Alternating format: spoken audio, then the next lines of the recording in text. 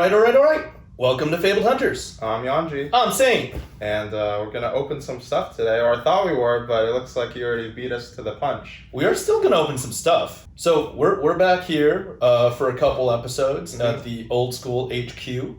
Ada's busy with the X-Pot. Oh yeah, aren't they opening a new location? They're opening two. They're doing one in Chicago and one in LA. So Ada's booked for a couple weeks, but we're still here. When we went to the one in Las Vegas, that was probably the craziest dining experience that I've ever had. Yeah. Personally, it's a pretty good eat. It's a pretty good meal. Yeah. So we're looking forward to Ada's opening, and good luck in Chicago, Ada. Good luck. So that said, we're gonna open some stuff. We're gonna get into the slabs. There's a story behind this specific batch.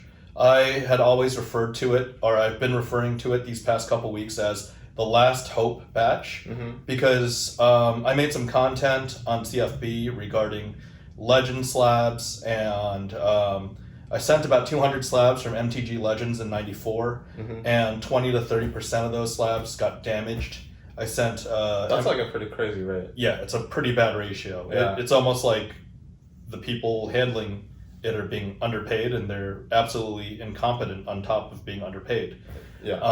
Now, I wouldn't make such bold claims. I'm normally, and have been historically, a loyal customer and avid supporter, advocate of Beckett Grading Services for the past I've seen You've seen every graded video. Closets, the videos. The slab, I've got cases just for slabs. Yeah.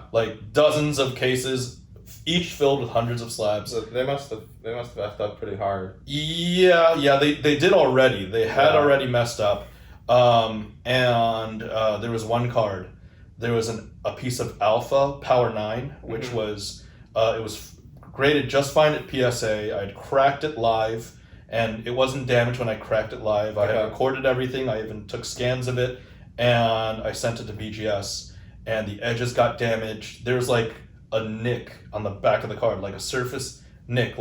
There must have been gravel or food or something on the surface area of the Beckett employees, and they damaged it. It was over a card worth over $30,000 in its initial condition, and now it's worth a lot less. It didn't go down to zero because Alpha Power 9 never goes down to zero, but it'll go down to 32. No, it's probably somewhere in the 20s. It was a five-figure. It was a five-figure mishandling of the card, and in total, I've got to say, before this batch, Beckett probably damaged about 110 to 130,000 of cards. The raw value of the cards were there, and that said, I haven't been grading. I haven't been actively submitting anything, although I still have thousands of slabs at Beckett. Right.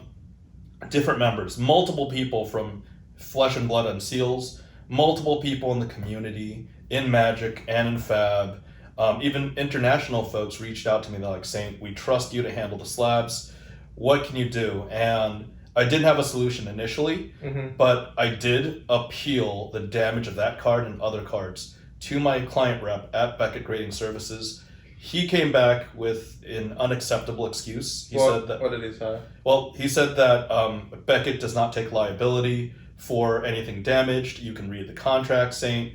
And I escalated it. And then even the senior vice president of grading, I won't mention his name, but there's only one senior vice president of grading at Beckett who I am very familiar with. He came back and he basically said that, it was probably damaged in transit. And I'm like, this is a cold foil. This is a card. It's in a semi-rigid, and under that, it's in a penny sleeve. There's no better way to hold and store cards. How do you damage 20 to 30% of your cards that are in penny sleeves and semi-rigids? Everybody who's graded cards before or collected or stored cards before knows that that's the way you store cards, and that's how you avoid damage. Maybe they meant the employee was transiting the maybe they're from the package from the pack to the table, and then the table to the slab, and they damaged it there, but they still didn't take liability. That sucks. Yeah. So what happened was, after I wrote a couple emails, they took everything verbal because they're experienced, shrewd corporate individuals, and they stalled me for about 2 months. They're like, Saint, we'll figure something out. We won't We still won't take liability because it's it's called plausible deniability, right? Deny. Yeah, as long as there's any reasonable excuse to not take liability. That's exactly what they did, and they stalled me for about 8 weeks, close to 2 months, before they came back and they're like, "Oh, we'll take care of a batch. We'll take care of it. We got you," they said over the phone. "We got you, Saint. Don't make any negative content, blah, blah, blah." And I just wanted to show the preparation process. Take a look at the video, and we'll talk about the results shortly. All right. All right, guys. I don't know if this will actually air. It depends, I guess. But I think people have heard by now, if they're in the graded game, that there have been significant issues with Beckett grading services. So as a result, I made some content that reflected roughly 25 to 30% of recent Beckett cards getting damaged due to negligence and lack of attention to detail. Beckett's quality control has gone significantly down, and I had not only complained about it, I wrote emails, strongly worded emails. I escalated to the executive ranks of Beckett, and although they would not admit to damaging the cards and would not admit to liability, the executives have come back and said that they would give me a batch on the house, and I received assurances that that there would be no damage to occur from this batch, that multiple pairs of experienced eyes would be involved in the review of this upcoming batch. It's a half raw cards into slabs, half GCR batch. Just to the GCRs, because they got to make it right for the multiple GCRs, about 40 that I submitted, none of them that were successful out of cards that I believed deserved higher grades. So I'm going to actually review these individual cards on camera. I've also got the cards pre-graded to see what it will look like, or what it grades should come out if things are good. Got this Black Lotus right here. Let's get a close-up. I would say that these corners are probably 8s. The centering is probably 8.5. The edges, due to the edge damage down here, is probably an 8, and the surface is an 8.5, 8 quad plus. Moss Emerald. We've got the Emerald, 9 centering, left, right. Top, bottom is close to 50-50, but left, right definitely clears 45-55. And we're talking 9 centering, 9 corners. Probably because of this, 8.5 edge is 8.5 surface. Urza's meter, just take a look. Take a quick look. Urza's meter, that's easily 9.5 centering, 9.5 corners, I would say. Look at the corners, 9.5 edges. At worst, a 9.0 surface. Hard to find all. Both of these are amazing. Look at the centering. Amazing centering. Surface was pristine. Corners, there's a little bit of a corner nick on this one over here. Little micro corner nick over there. So I believe these should qualify for 9.5 quad plus. Tech plating, get a close-up. Make sure we've got this. This is in 4K. Gold foil. I think this is a 9.0 basic, and the only reason why it doesn't quad is because of the top edge over there. I'm also going to be scanning these, and then I'm also going to be filming the cards going into the box, getting packed, because it was mentioned that cards might have gotten damaged along the way. I don't know how they happen in semi-rigids and sleeves, right? Damaged along the way when I have a premium FedEx account with $500,000 of insurance per package, and I do significant amounts of business with FedEx from my multiple businesses. So I have Ophidia. I believe these are 9 quad pluses, primarily due to the corners, corners. There we go. 9 quad plus plus. Centering on these, barely a 9, so that's why quad plus plus. Centering in corners. Got a tunic. Tunic's not as big of a deal, just crucible. Cheyenne has a light diamond cut over there. This is just, I quoted this as a 9 quad Cheyenne. We've got an Arcanite shard that I believe, what do I have written down here? Arcanite shard, 9 basic plus plus plus.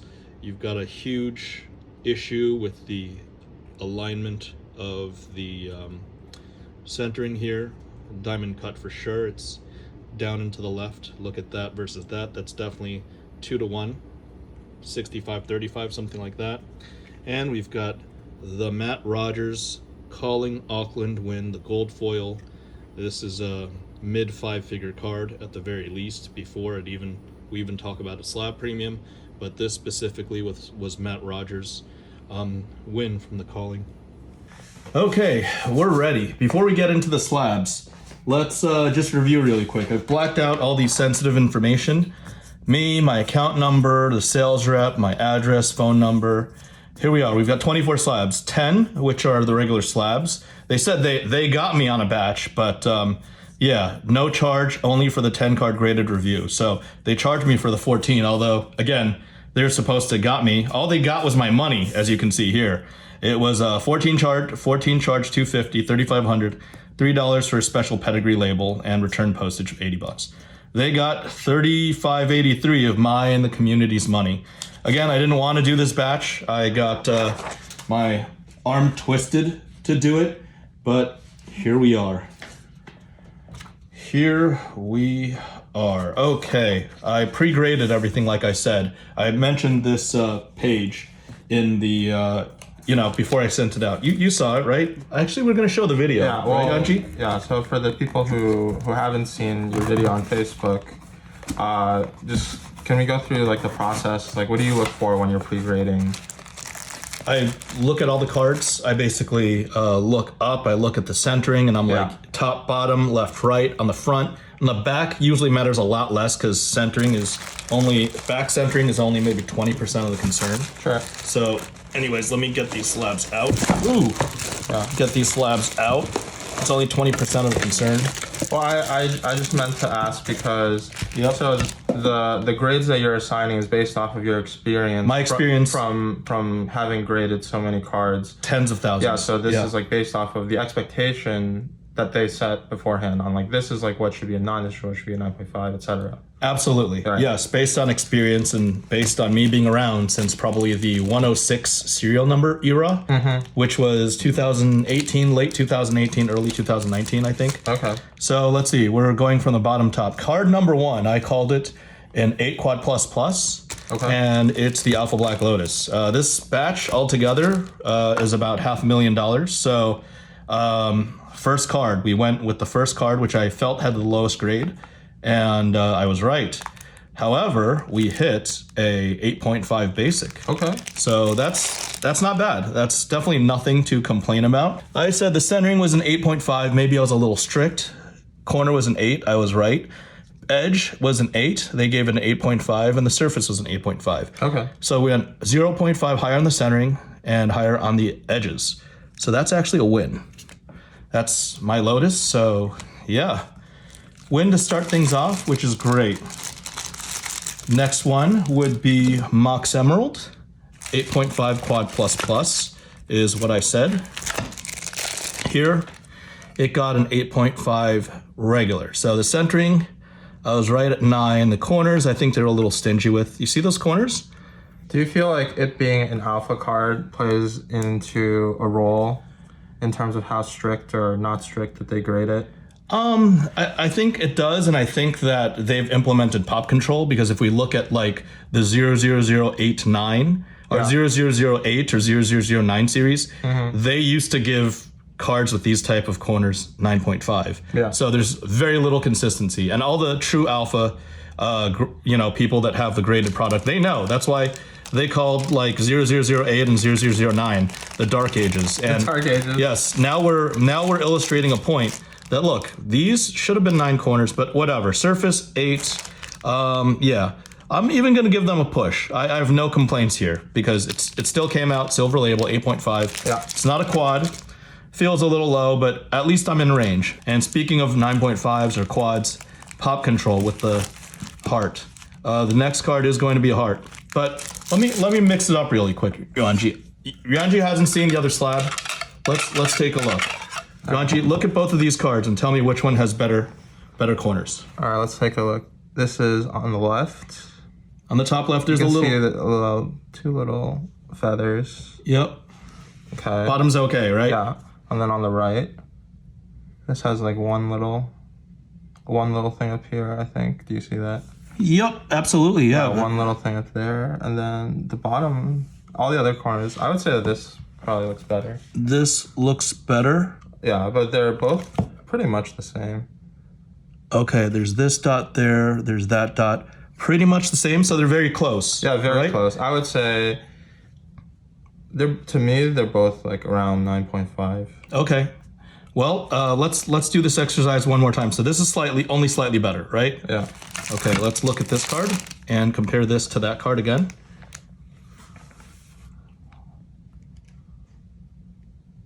This one I think is potentially even better than The first one. Right? Yeah. So we would say that this is the worst. Sure. This is somewhere in the middle. This is the best, right? Yeah. And then could you see anything else on the back? Not really. Not really, right? Okay, so let's do this. I wouldn't actually agree. I would actually say, taking a closer look, because there's more of a ding over there, Okay. and there's a little feather to the bottom. There's 2 dings. This is maybe a little worse. Okay. A little worse. But they're comparable. They're very comparable, yes. They're all in the same family, with this one being higher, Yeah, right? That's what you're saying. Yeah, I would say like neither of these are 10. They're for sure they're not flawless, but they're also not, I don't think, Not warranting damaged enough to hit a 9 Yeah. corners, right? Yeah. So first one, 9 corners. I called it 9.5 corners. Hard to find, all right? Yeah. Okay, so I think we got shafted on the corners here. Honestly, this I think should have been a quad. And honestly, it is Gaetan's from Taiwan. Gaetan worked very diligently to get this hard to find all. And I mean, it's a really good card. yeah, it's a really nice card. It's supposed to be in better condition, but it was shafted over there. Yeah. This one was actually the Arknight Shard. That was a 10. This is the #1 FaBled in the world. And we didn't prep for this. Everything was randomized. I just put UNG on the spot. 9.5 corners. It's basically 3 10s and a 9.5 in corners. And then the last one, we both agreed, at least. These were close on corners. This should be the best one, right? And this was actually the one pulled on Flesh and Blood Unseals by Chris Sayers. Oh, is that the meme? Jeremy face? Stoddard, yeah. The meme face. This was the card. I thought it deserved at least a 9.5 in corners, but it just got downgraded. They basically didn't care. And these two are for sure not the same. Yeah. For sure not the same, but we basically got screwed on both of hearts. And here, case in point, pop control. I called it before I sent it. I thought it before I sent it. So this is the Fabled Hunter / Fab Unseals heart. And yeah, we got jacked out of what should be a 10. Yeah, I would say that these two, I think both should have gotten 9.5s. Quads. Yeah, but this on corners, like, to me, this would be like a weak 9.5. But this would be like for sure a 9.5 quad. And that's exactly what's happening at Beckett right now, viewers. So let's put these away. I'm gonna have to send Gaetan his sad panda hard to find though. And I just want for anybody who's watching who might be like not too familiar with grading. Yep. The differences between like there's a range for each value that you can get. Yeah, strong and weak. Yeah, so this upgrade. Because it's not continuous, like they don't give like 9.3, 9.02 or whatever. Yep. There's a little bit of subjectivity, so depending on how the grader might be feeling, maybe there's like, if you have like a weak 9.5, strong 9, you can kind of understand. Yep. But I think that out of the 3 cards that we looked at, Yeah. the corners, I don't think that any of them were like strong 9 category. Like They were weak 9.5s too. a 9.5 plus, maybe even a 10 on corners on the last one. A borderline 10. Yeah, to like a solid 9.5. Yep. For sure. Absolutely. The next card, just to let you guys know, I'm not completely subjective at all. Tectonic plating. I hit every single subgrade exactly. Tectonic plating gold foil, 9.5 basic, 9.5, 9.5. Checks out. A slight edge damage up here, which I called out in the video. You see that slight edge damage, the whiting? Yeah, there's like a little bit of like, I don't know, it's like a some ink flaked off. Yep, flap removed. 9 and 9.5. So congrats, Gaetan. This was hit exactly right. So we are even. So yes, I know how to grade cards. I know how to look at cards. I've looked at millions of cards and submitted tens of thousands. So this is experience here.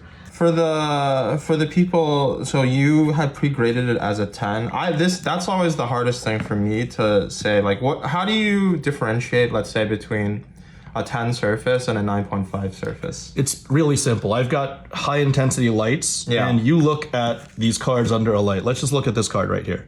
Like, you see this? Do you see there's a feather, like a little line crossing through, like a print line or like a... Yeah, that's what happens when they're like rolling the... Yes. The rollers go over the card, right? Yeah. And there's even a little bit over here. Like this, I'd probably give like a 9 surface. If that line wasn't there, that wasn't there, and then you just shined it on every single angle where light could reflect on the front and on the back. If it's absolutely smooth, perfect, there's not like little micro bumps. Like you see that micro bump right there? Yeah. When the light shines off it? Like this is probably like a 9 surface, maybe even an 8.5 because of the micro bump, the line, and then there's an awkward little no hope thing for over the there. Bobble. Yes, no hope for the cracked bobble. I just pulled it randomly. Yeah. It's gotta literally be immaculate and like just flat and completely smooth. No ridges, no inconsistencies, but 1 or 2 inconsistencies will get you a 9.5. It's okay. My point is they're just not putting in the effort to really grade it, and they're being super harsh on the corners. So I graded this beforehand. Harmonized Kadaji Cold Foil, 9 quad plus. I said 9.5 quad. That's a big difference. That's a huge difference. That's 3 half subgrades of a difference. That's like, corners, 9, edges, 9, surface, 9. It's hard to tell the surface here, but I looked at the surface. I know my surface. Corners? Well, that's why I was asking, because I personally have a hard time. Yeah, I don't know. I could maybe see like this edge. Sometimes I think they double ding you. So if they have like an edge issue like close to the corner, they'll just like mark you. I think that's kind of BS. But I mean, take a look at the card yourself. You're actually like, do you see that it's a 9? Isn't this, just objectively speaking, isn't this a much prettier card? Haven't you seen gold labels that have much worse grades than this one? I think the main issue that I have is just consistency. Is that the way that they grade it is not consistent from, you know what I mean? Absolutely. Batch to batch. I know. And I think that's like the main message, right? Is that what you say today doesn't match with what you said last week, which, you know, it's just like, and if you're a company that prides itself on setting like a standard, the world's most trusted source in collecting. Yeah, I feel like if you're going to be a standard, like you have to be standard. Right? And you have to be consistent. Right, exactly. Absolutely. Not grade 10s one day and then grade 9 basics the other day. Yeah. Like it almost feels like the same card could be, have that type of range, and that's not okay. Yeah. Or 9.5 basic versus a 10, right? Yeah, like if you send in the same card, like 10 times. Yeah. What do you get? And we'll get into that in a little bit. As a matter of fact. Next card is a Metacarpus node. Okay. And here they hit the corners hard. I actually saw that there was something on the surface. That's why I called the surface a 9. Okay. But this is a push because it got 9.5 basic, right? Yeah. And again, they're butchering the corner grades. They're not giving out 9.5s.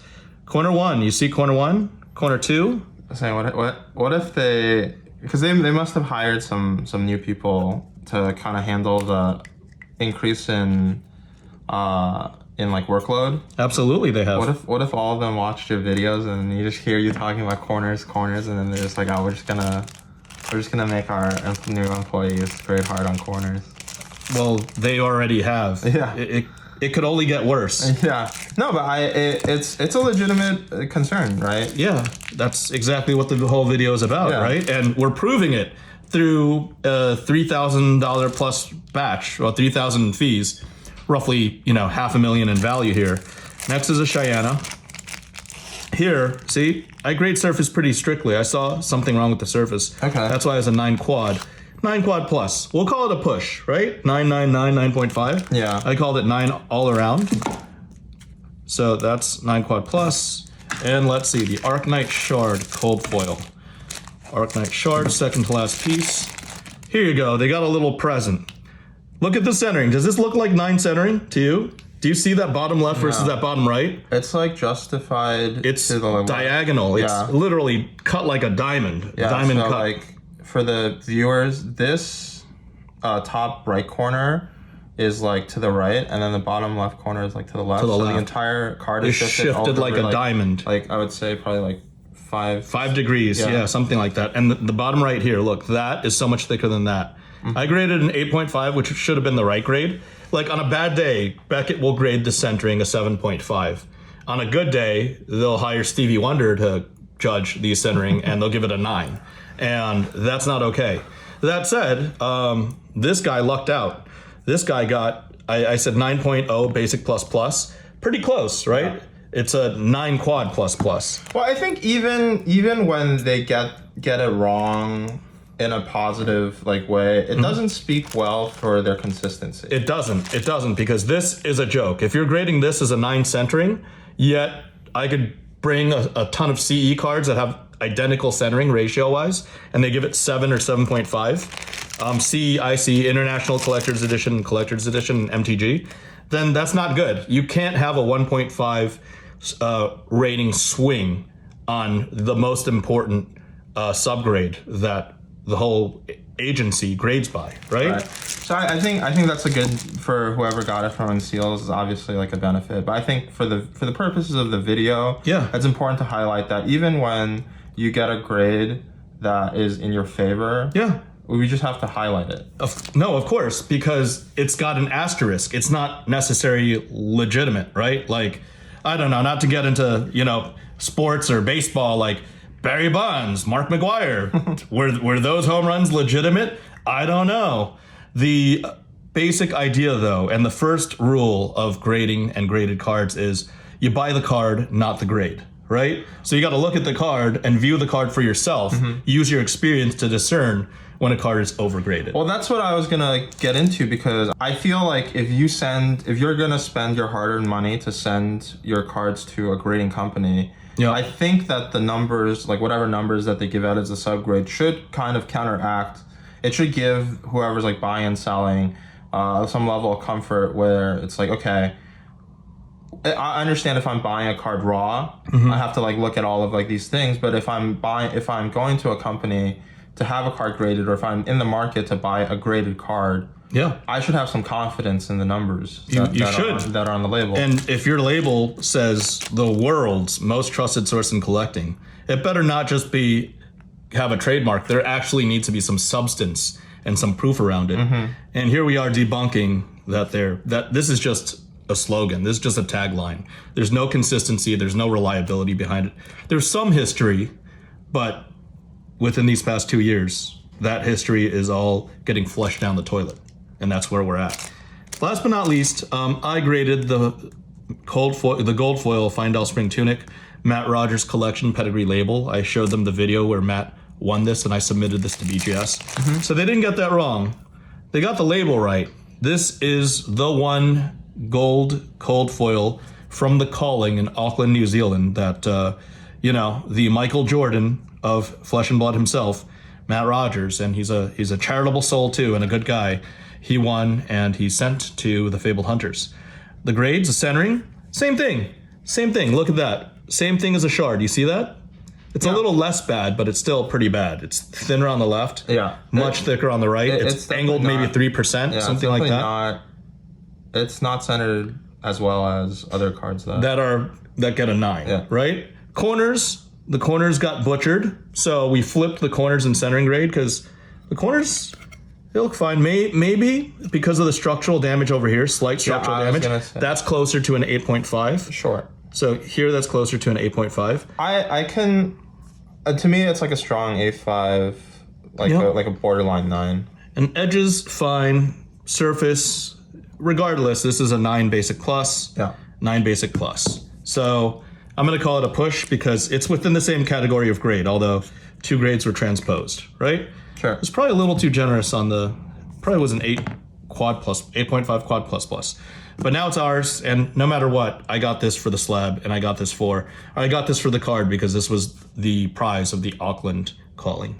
And there's only one. Everybody knows that's the one. So, There's only one MR.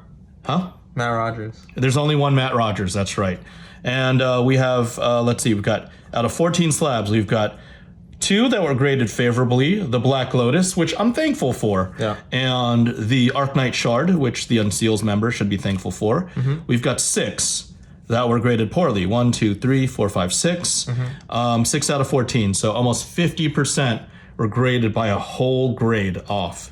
So that's what we're talking about. That's where we're at. Yeah, and then if you look at like pushes as being positive, and even like the checks or whatever, like from based off of your like years of experience, your like hundreds of thousands, whatever, Yep. of submissions that you've sent, the rate that it matches expectations is less than 50%. Less than 50%. Absolutely. So we're 2 up, 6 down.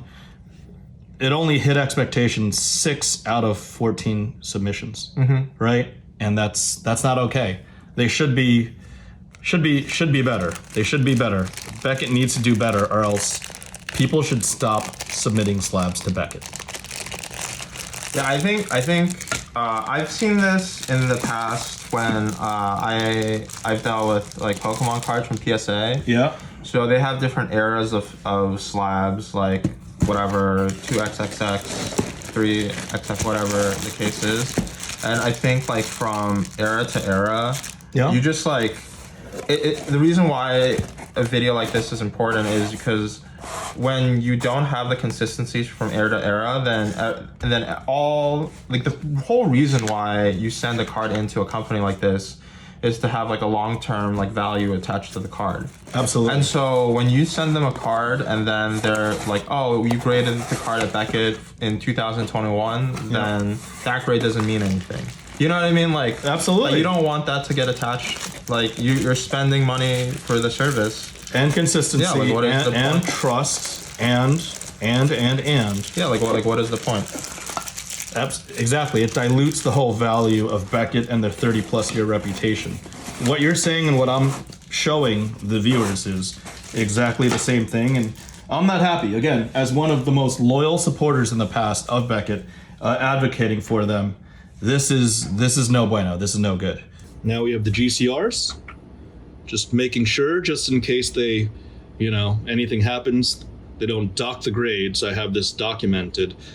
This is a time walk. This time walk, I think the corners and edges, maybe not the corner, maybe it ekes out a 9, but the edges, the centering maybe deserves a bump. This is not even mine. Mox Emerald, Quad Plus Plus.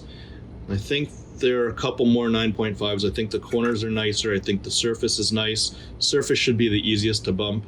So this isn't even mine. I'm doing it for a friend. There are brave souls out there that are risking their slabs, trying to give Beckett a shot, remaining cautiously optimistic.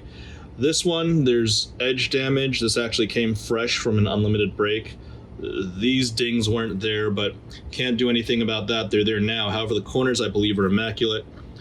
Corners, look at that. Look at those corners. Those are 10 corners. Corners are immaculate.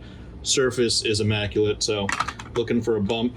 This was not inked. I checked with a black light and a loop. I featured this card in my CFB grade school videos. Same thing here, packed to sleeve, recorded on stream, not inked. I've got the actual recording of the Mox Diamond, and they, an incompetent individual marked it authentic altered. Force of Will, this is already the highest graded Force of Will in the world, 1 of 1. However, the corners, I believe, have a little more upside. Look at that, corner 1, corner 2, corner 3, corner 4. No nicks, no nothing. Believe it deserves a black label. Heart of Findall, not mine. somebody in the Fab community. See, look at this heart. Corner 1, corner 2, just that little feather. Corner 3 and 4. This is near pristine heart. Again, library, not mine. Look at that. No 9.5 corner. There's no nicks. There's maybe just a little hint of a feather. Why did that not get a 9.5? Why is that not a quad? And just to mix it up between Magic, Fab, and other, we've got a child. 3 10s and 9. I don't know where the 9 surface comes in. I believe this deserves a 10. And this one is the top graded Baby Yoda in the world. 9.5 surface. Just give it a shot just to round out the 10 slabs that are supposedly on the house. Again, the GCRs, I'm already 0 for 40, and that was on $150 service. I don't know any customer where they see cards that are deserving of better grades or deserving of not getting authentic altered, and you end up getting a goose egg, 0%. It feels like Beckett is not even respecting or appreciating the customer's efforts. And when cards are obviously undergraded or wrongly graded or poorly graded, I mean, how do you go 0 out of 40? It makes me feel like they're not even looking at the cards. They're just grabbing money. It's a cash grab, and they're just writing BS on their pieces of paper. But it remains to be seen. Let's see if the right eyes are on this. Let's see if Beckett Corporate is going to make it right like they said. If they're not, then well, we'll see. I'm trusting them with this. Every single card is going to be scanned. Every single slab is going to be scanned. And hopefully I don't have to make additional content. Okay, well, we got through the graded slabs. There was a part 2, though. The GCRs, graded card reviews. As per a certain individual, I was given this batch on the house. Okay. I should be so thankful. So for the people who aren't as familiar, I don't think I've seen the graded card review service being offered on the Beckett website. It's not publicly offered. It was something that I think they made less public a few years ago. Okay. The most loyal customers and frequent customers of Beckett do use the graded card review, and it's there as a service in case individuals, customers of Beckett, believe that they were shafted on grades, and given the inconsistency that we've already indicated, that happens almost more often than not. Okay. Right? So before this video, I had recorded a video. I said I was 0 out of 40 and losing faith in the graded card review. Again, Beckett said they got me, and although I had to pay for the batch, right? I had to pay for the batch. I got 10 on the house, and they said they would have the highest ranked people on the team in Dallas to look at it, to look it over. Okay. Okay, so high expectations. High expectations, yes. We've got a time walk. They just scribbled on the paper. Front, back, front, top, left, back. Do you see anything on the back? That's what they marked on the paper. You see anything on the back? I didn't ghosts? see it. I see ghosts. You see ghosts? What do you mean? I don't see anything. No, I don't. And then on the front, okay, that had it. Yes, it was already there. I wasn't expecting a corner grade, but something else on the edges, something else on the surface, just a bump. We're trying to test them out here. Yeah. Here, this piece of paper. What else are they putting? Oh, the front, bottom left, the back. What is that on the back? Regardless, yeah, centering edges. This is actually Mark Latanzi's Mox Emerald. They've got their names over here. And yeah, Mark, nope, no bump. I said it should deserve a bump. So they're saying that the front. Is it somebody who's like unfamiliar with how alpha works, and they're looking at like a little bit. Those are the regular corner flips. That must be right. Yeah, and they're saying something's in the back. Nothing's in the back. No, there's nothing there. There's nothing there. You're looking maybe at the reflection of the slab, but there's nothing there. That's what they're saying is on the back. This is a valuable card. I said in the pre-video that the corners had a chance, the surface definitely had a chance, and there's no bump. So let's just go through this really quickly. Lord of the Pit, in the back. Is there something in the back over there? Is there damage over there in the back? Right? That's where So far, they're just drawing marks on a piece of paper and collecting money for it. So saying like we did a video I think a long time ago where you and Ada cracked the slab open. So how come you sent the card in through this graded card review service instead of just sending the card just because like, raw? My agent rep and the senior vice president of grading, they said that that's how they wanted to test their team members. That's how they wanted to reciprocate and make it right, so to speak. Okay. So they spotted me. First verbally, they told me it was supposed to be a whole batch. Now they spotted me 10 whole slabs on their $250 service. I should be oh so thankful. And here we are reviewing that service right now. Again, Land Equilibrium. I went through this with an electronic microscope. This is from a pack fresh set, a binder set. Yeah. And they're still calling it authentic altered. And I even wrote a note, and all they did was just mark it, and then they moved on. There's no ink over there. Can you talk a little bit more about how you could tell if a card was inked? Like what are you looking at specifically? I look at the corners and edges. Yeah. I go completely dark and take out a black light late at night and go around every inch of the card. Literally, that's how you do it. It sounds funny, but that's how you authenticate. Yeah, it sounds funny because you're late at night using a black looking at cards. No, well, hey, I do. When there's no light out at all. There's a lot of lights in the city. No. I mean, this is an $800 card. Yeah. You want to do it professionally and authenticate it the right way and make sure it's not authentic altered. Of course. You go through the steps. And I even did in my CFB video when I do grade school. Yeah. So they basically did absolutely nothing. They just drew marks on it and they said, screw you, we're not doing this. We're not even grading the card. Mox Diamond, this is the worst offender. Yeah. This literally went pack to sleeve from a late 2019, like a November 2019 Stronghold box opening. Pack to sleeve, submitted it to Beckett.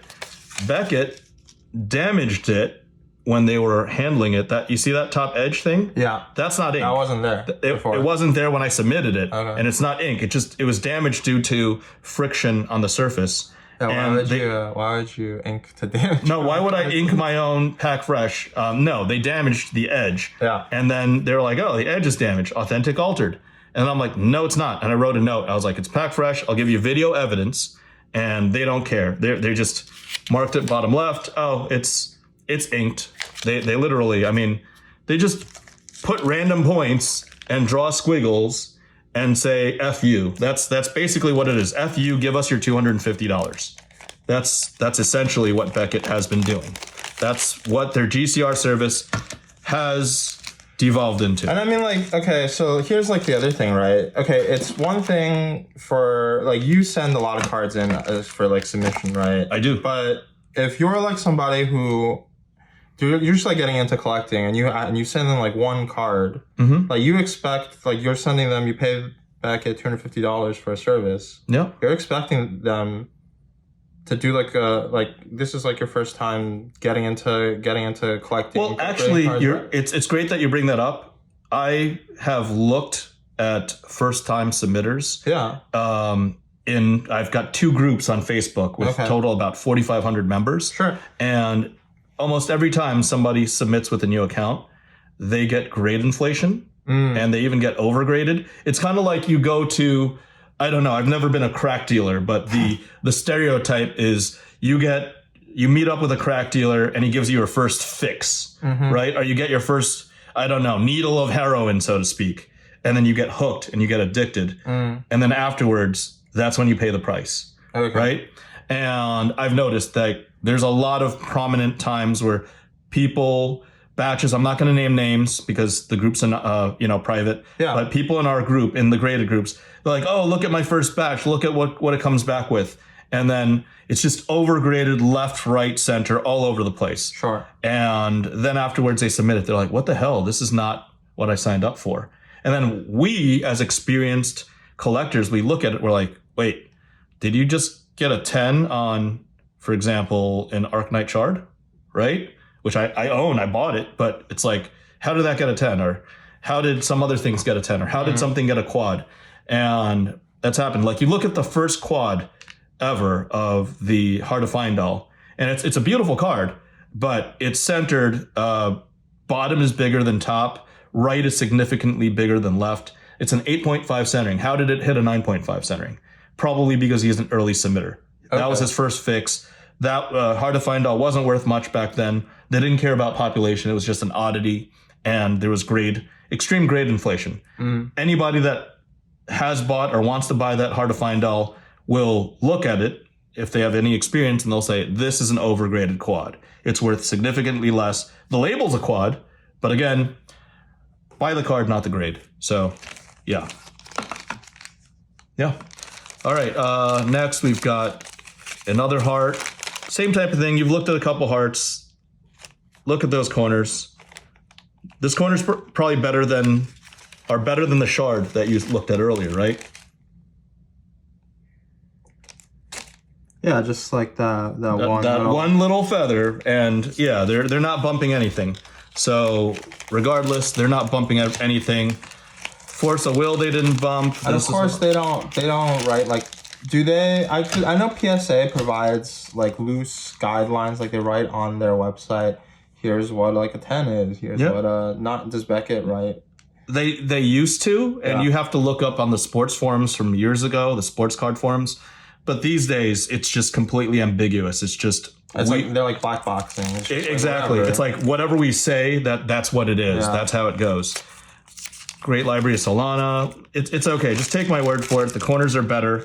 And then at the end, I've got my 2 Baby Yodas from Star Wars, front, back. But I think like the whole point of this exercise is that like you felt that these cards were graded improperly, and what is like the usual like percentage of the time you would say that? Well, before the pandemic, normally you're talking about 20 to 35% ratio. Okay. 0 out of 40 is 0%. 0 out of 50 is also 0%. Yep. But you've got a pretty big sample size, right? We went goose egg out of 50.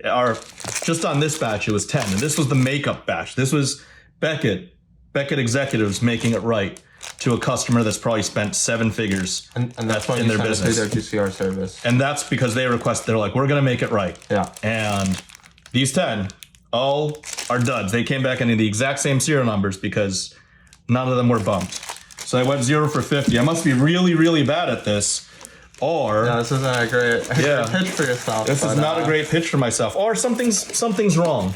Something's wrong. So, but as you can see, I put in 2 Baby Yodas at the end, right? Kind of just to be a little memey, right? Yeah, I feel like you don't really collect Baby Yodas normally. Not really. But what I did was I threw in a little curveball into the situation, because instead I was going to put these 2 slabs instead of the Baby Yodas. I actually put the Baby Yodas as a little meme replacement because, like you said, why wouldn't I crack?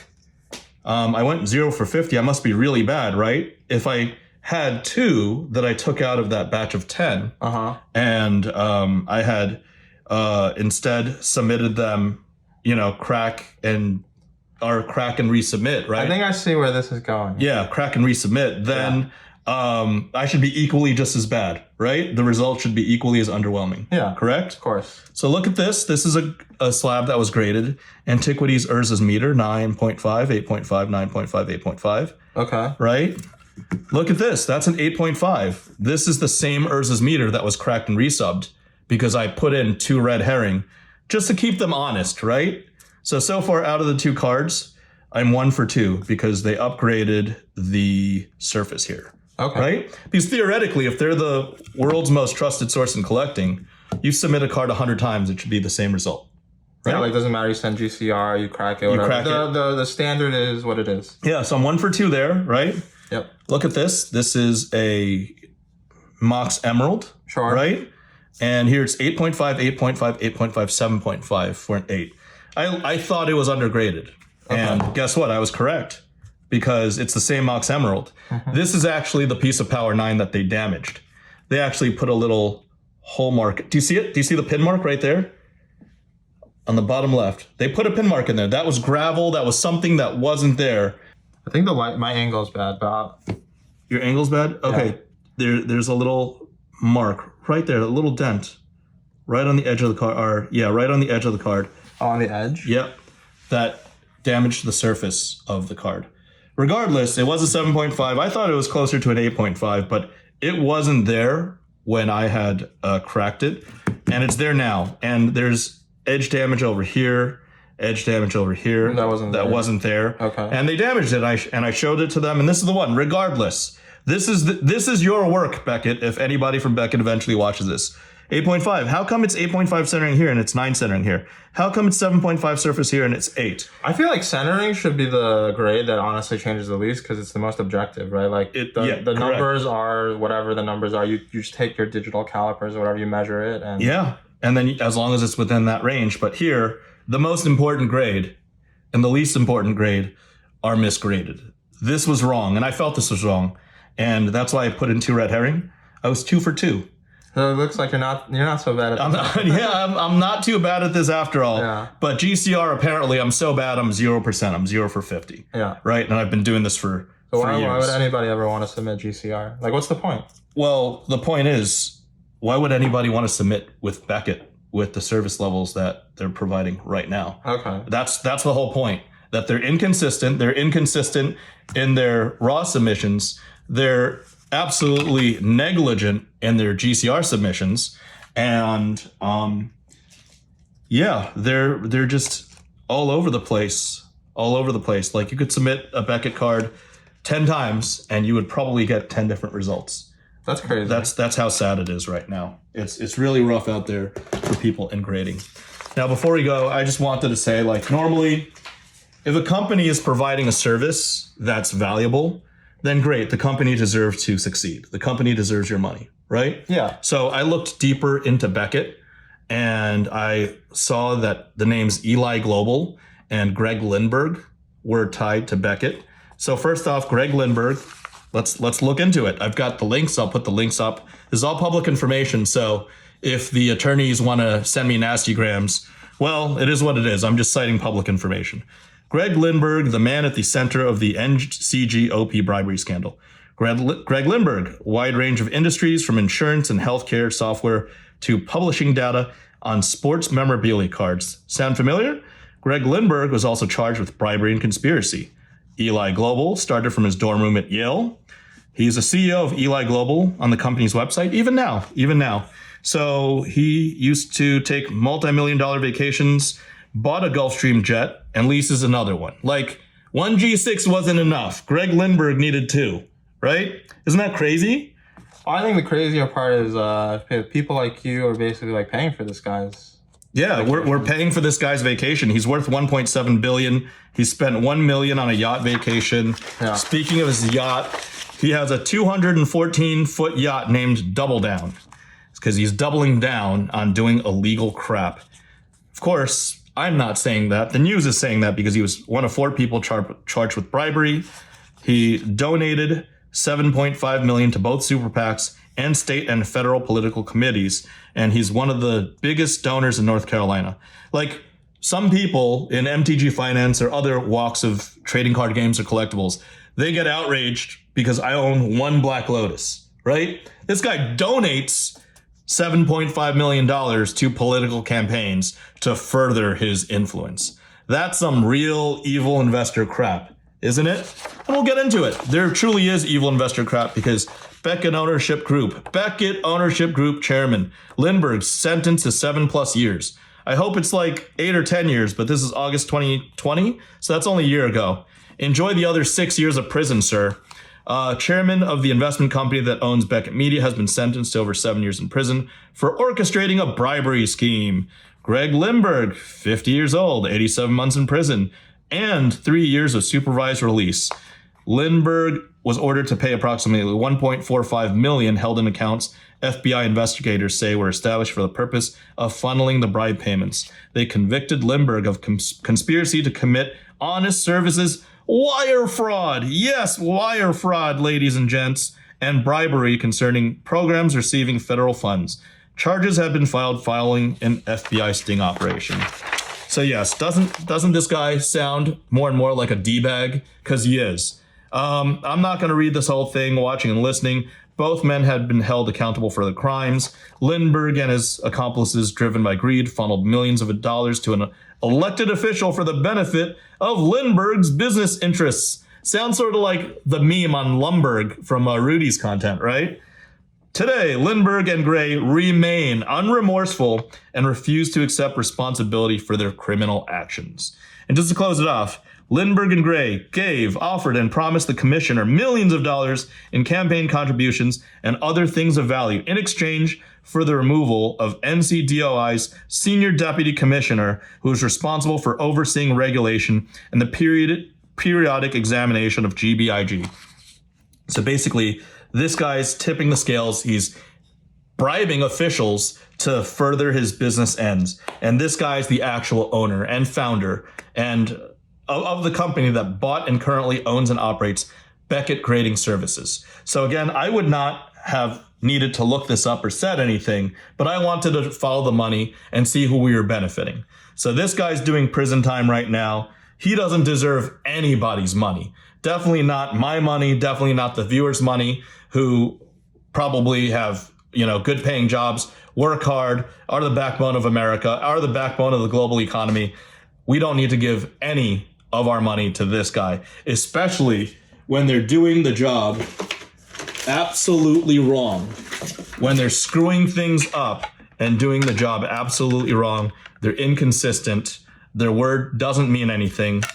They don't deserve our trust. They don't deserve to be considered the world's most trusted source in collecting. They don't deserve to be considered any source in collecting. I feel like that was some pretty compelling evidence. I mean, at first I thought that you were had no idea what you were talking about. Well, getting over 50. No, it's that bad. And a lot of people who watch my other CFB content, the viewers who have no experience in graded cards, they say the same thing. Oh, you're just a rich guy that's whining about bad results. You're just politicking. You're just lobbying for better grades. Not only am I not lobbying for better grades, I did this batch for the community. I didn't want to do this batch. There were community members that reached out and said, Saint, please, please, please. And I had to think of a way to get protection, to not get 20 to 30% of my cards damaged. And that was by basically reaching out and having multiple calls with my client rep and with escalating it to executive management of Beckett Grading Services. So thankfully, none of the cards got damaged. Yeah. That's like, at the very least, thank God none of the cards got damaged. That's a pretty low bar to set. Yes. A low bar to set, but I'm handling, hundreds of thousands of other people's cards and hundreds of thousands of my own cards. And it's also your own reputation on the line. Like if somebody entrusts you to send their card in and it comes back like the grading company damage, like what are you? Yeah, like what am I gonna do? There's so much accountability. Right. I told them, hey, I can't take liability for what Beckett does, but honestly, it's stressful to me. I do this, like I'm not charging these people a premium. I'm doing this for data, for the viewers, for the community. And trust me, I've got insurance on FedEx, but even when I send a FedEx out, like I'm holding my breath between when it leaves my house and my wife takes it to FedEx and while it's in transit. I mean, the point should be clear by now, but okay, let's say I'm somebody who just opened up a cold foil in Tales of Aria. Yep. And I'm pretty stoked about it. I believe in Flesh and Blood long term. Yep. I want to get my card graded because I think that that's the play to ensure that my card is safe. What should I do now? I originally was going to send to Beckett, but the first thing to do is not send to Beckett at all. Okay. And the second thing is, and I get this question all the time. I get this question like 5 to 10 times every single week. Literally every single week without fail. And I tell everybody, grading is a luxury. Hell, even collectible cards and trading card games and enjoying a hobby is a luxury. Sure. So nobody should feel entitled. The best thing to do is just hold on to your cards. Keep them in semi-rigids, and within the semi-rigids, keep them in penny sleeves. Put them in the box and just wait. Okay. Because look at the other options. CGC is a joke. They've always been a joke in Magic, and I'm not mincing words. They don't even grade Flesh and Blood cards, and we're better off for it. The Flesh and Blood community doesn't need CGC grading our cards. And moreover, Unless you want some coasters. Yes, unless you want coasters. Absolutely, you're absolutely correct. Certified graded coasters. If you want coasters, use CGC. I mean, if you think Greg Lindbergh is bad, CGC is owned by the private equity group Blackstone. Okay?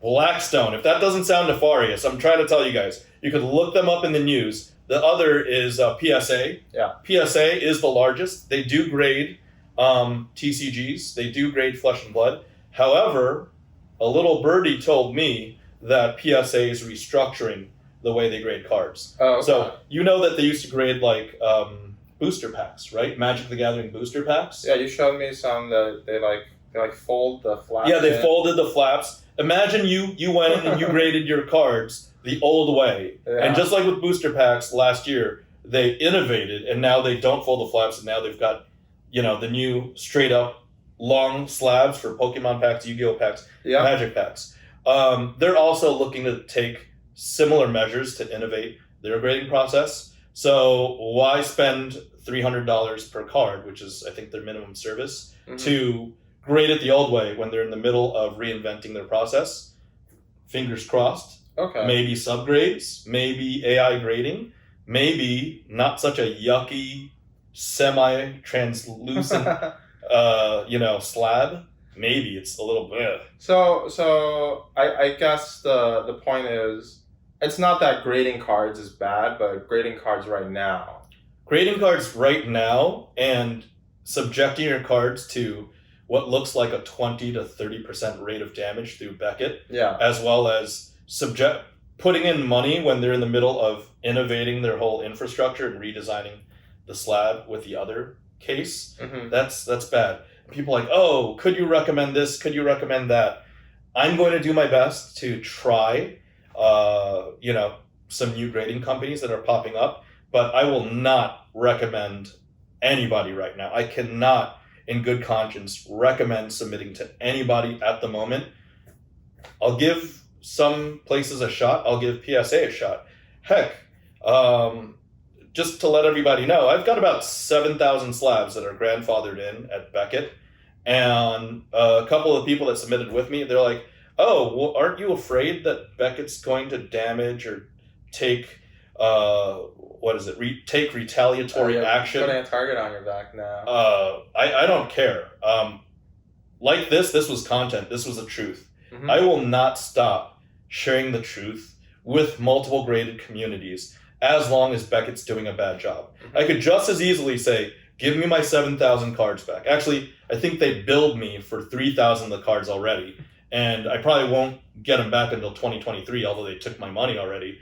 I keep the 4,000 cards. They're grandfathered in at that rate. If they further damage those 4,000 cards, then people are going to see a lot more episodes like this, and the community in Magic, in Flesh and Blood, in Pokemon and Yu-Gi-Oh even.